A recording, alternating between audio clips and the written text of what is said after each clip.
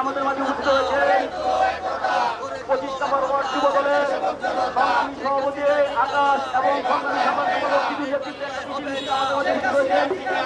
আমাদের মাঝে উপস্থিত হয়েছেন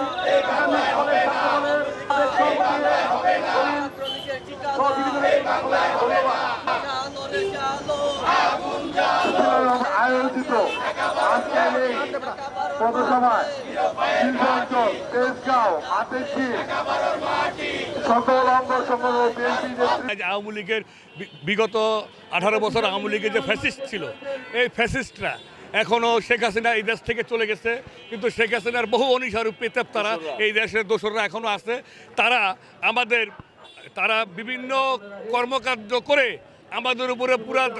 দায় চাপাতে চাচ্ছে।